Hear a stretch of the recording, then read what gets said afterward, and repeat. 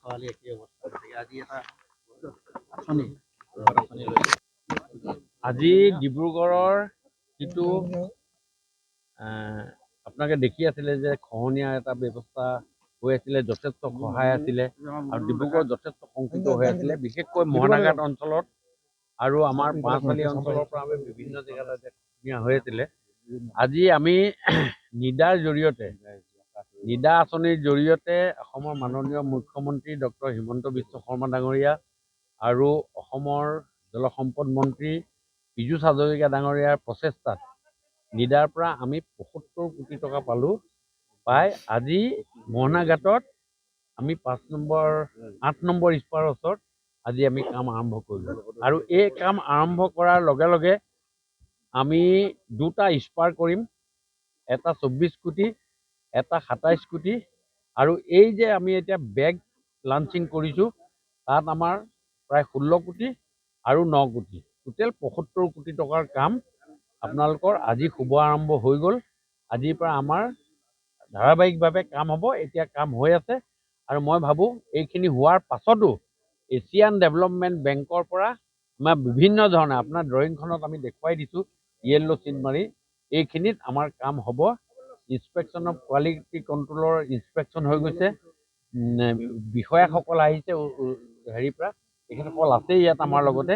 তেখেতসকলৰ দ্বাৰা আৰু আটাইতকৈ ডাঙৰ কথা হ'ল এই গোটেই কামটো আমি কেনেকৈ কৰিব লাগিব, এই গোটেই কথাটো মাননীয় মুখ্যমন্ত্ৰী ডাঙৰীয়াই আমাক IITক ক'লে যে আপোনালোকে ছাৰ্ভে কৰি কি মেথডত যাব লাগিব সেই কামটো কৰিবৰ কাৰণে তেখেতসকলে দায়িত্ব দিলে আৰু তেখেতসকলে বিভিন্ন লেটেষ্ট টেকন'লজিত ছাৰ্ভে কৰি এই কামটো এই ধৰণে আমাক কৰাৰ কথা কৈছে।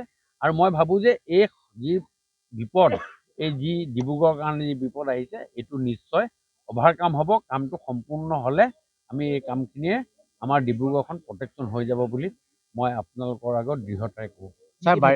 কেনেধৰণে হ'ব? প্ৰথম কথা হ'ল কি, আমাৰ মেক্সিমাম জিঅ' বেগ আৰু পাৰ্কোপাইন থাকিব। জিঅ' বেগ, মেগা জিঅ' বেগ আছে, C ক্লাছ থাকিব, সৰু, ডাঙৰ আৰু মধ্যমীয়া, এই তিনিটা ধৰণৰ জিঅ' বেগ থাকিব আৰু পাৰ্কোপাইনৰ ব্যৱস্থা থাকিব বিভিন্ন ধৰণে। যিটো IITয়ে আমাক যিটো ইনষ্ট্ৰাকশ্যন দিছে সেই ধৰণে আমাক আগতেও আছিল, তথাপিও সহায় আছে, এতিয়া মথাউৰিত লাগিছে। নহয়, কথাটো হ'ল কি, ইয়াৰ যিটো আগৰ যিটো বেগৰ কথা আছিলে আৰু এতিয়া যিটো বেগৰ কথা আছে, এই গোটেই কথাটো আমাক IITয়ে ছাৰ্ভে কৰি দিছে। আমি নিজৰ মেথডত পানীখিনি এইফালে গৈ আছে বুলি এইখিনিতে বেগ এটা দিওঁ, সেই মেথডত হোৱা নাই। লেটেষ্ট টেকন'লজিত IITয়ে যিখিনি মেথড এডপ্ট কৰি দিছে সেই মেথডৰ মতে হৈছে। আপোনালোকে চাওক, আপোনালোকৰ থাকিব, সেইকাৰণে ট্ৰেন্সপাৰেণ্টলি আমি আপোনালোককো মাতি আনিছোঁ, আপোনালোককো দেখুৱাইছোঁ, ৰাইজো আছে। আপোনালোকে সপ্তাহে সপ্তাহে ইয়াত আহিব। আমাৰ ইয়াত যিটো মেথডত আমাৰ কাম হৈছে, কেনেকৈ এপ্ৰন হ'ব, কিমান ডাঙৰ এপ্ৰন হ'ব, কিমান মিটাৰ এপ্ৰনত যাব, সকলোখিনি কথা আপোনালোকক দৃষ্টিগোচৰ কৰাইছোঁ আৰু আপোনালোকেও ইয়াৰ ওপৰত আপোনাক তীক্ষ্ণ নজৰ ৰাখিবলৈ মই আপোনালোকৰ জৰিয়তে সকলোকে ডিব্ৰুগড়বাসী ৰাইজক মই আহ্বান কৰিছোঁ।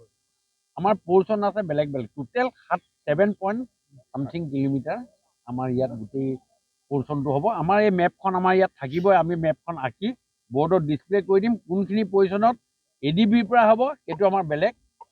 আৰু আমাৰ যিটো পৰ্চন হ'ব ৱাটাৰ ৰিচোৰ্চৰ, আমাৰ ইনস্পেকশ্যন অফ কোৱালিটি কণ্ট্ৰলৰ চিফ ইঞ্জিনিয়াৰ পৰ্যন্ত তেখেতসকলো আহিছে, সকলোখিনি ইনস্পেকশ্যন কৰি একদম ক্ৰিষ্টেল ক্লিয়াৰ ফটফটীয়াকৈ আমি গোটেই কামখিনি কৰিব দিছোঁ।